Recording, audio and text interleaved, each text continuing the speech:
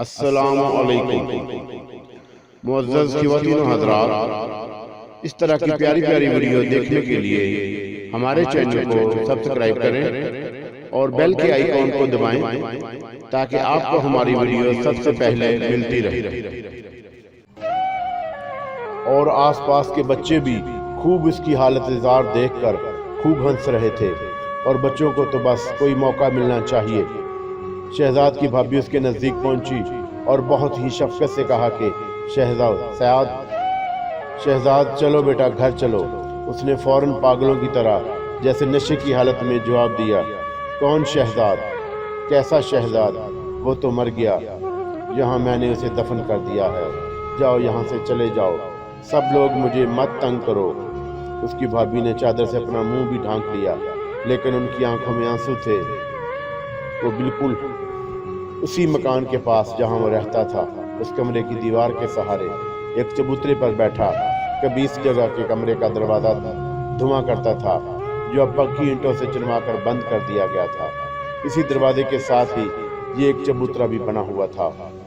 وہ دیوار سے کان لگا کر کچھ پاگلوں کی طرح بولتا بھی جا رہا تھا، جیسے کسی سے باتیں کر رہا ہو، اور جو اس کے پاس کھڑے تھے ان سے بھی باتیں کرتا، ورنہ وہ خود ہی باتیں کرتا رہا۔ اس کی بھابھی نے بہت کچھ سنا۔ دیکھو دیکھو سنو، اندر سے اس کی آواز آ رہی ہے، وہ کچھ پوچھ رہی ہے۔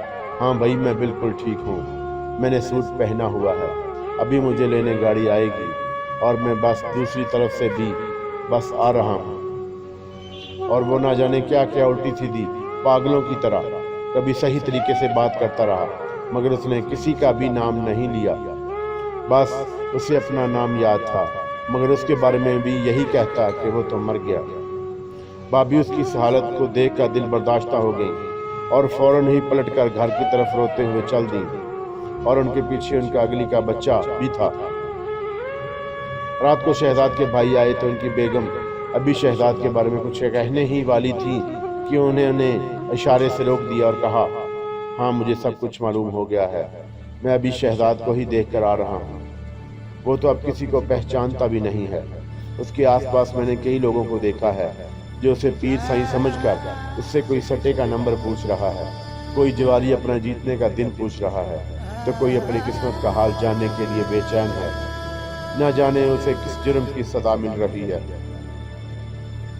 اب تو شہزاد بھی اس محلے کا ہو کر رہ گیا تھا، اس محلے کے آس پاس پاگلوں کی طرح چکر لگاتا اور تھک ہار کر پھر اسی چبوترے پر آ کر بیٹھ جاتا۔ اب تو یہی چبوترا اس کا اوڑھنا بچھونا تھا۔ لوگ بھی اس پر ترس کھا کر اسے وہیں پر کھانے پینے کو کچھ نہ کچھ دیتے رہتے تھے۔ زیادہ تر لوگ اس کی کہانی کو جانتے بھی نہ تھے۔ میرا بھی کافی عرصے بعد اپنے پرانے شہر میں تبادلہ ہوا تو مجھے بھی ان کے بھتیجے اور بھابھی سے شہزاد کی اس رودات سے واقفیت ہوئی۔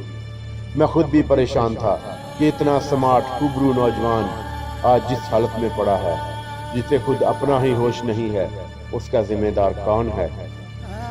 خیر میں بھی کیا کر سکتا تھا، مجھے خود بھی وہ پہچانتا نہیں تھا، بلکہ غلط باتیں مجھے اس سے سننی پڑتی تھی۔ اس لیے میں نے اس کے پاس جانا بھی چھوڑ دیا، مگر دل پھر بھی نہیں مانتا تھا۔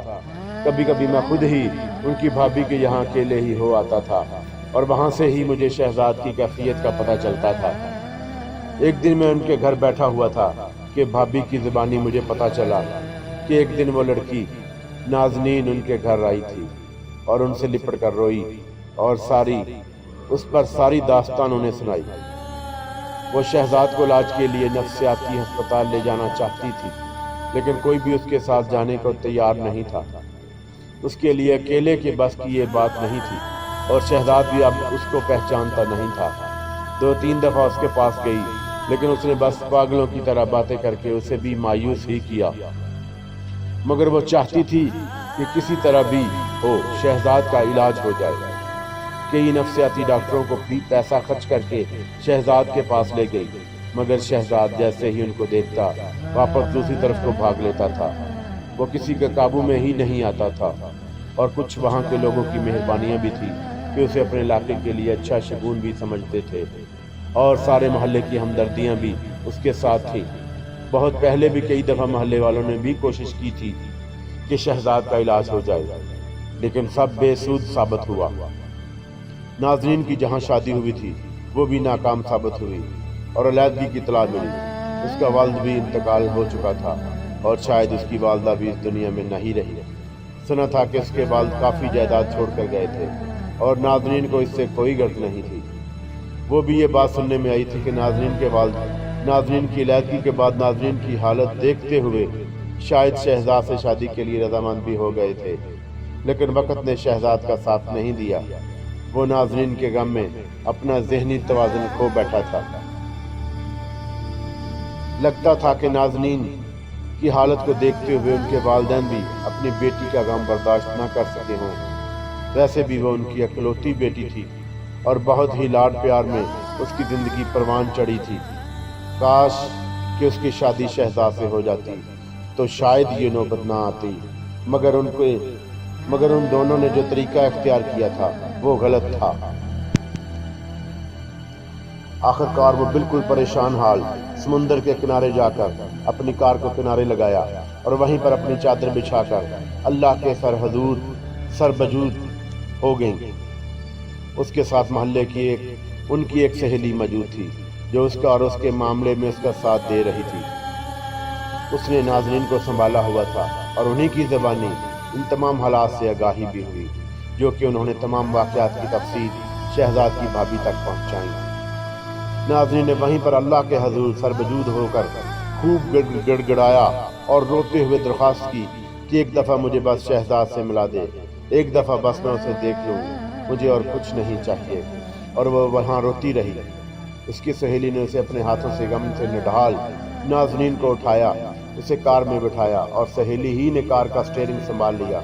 लेकिन कार को स्टार्ट करने से पहले उसने नाज़रीन का चेहरा जो मिट्टी से अटा हुआ था खूब अच्छी तरह पानी के एक बोतल जो उनके पास मौजूद थी उससे साफ किया, उसके कपड़ों को दुरुस्त किया।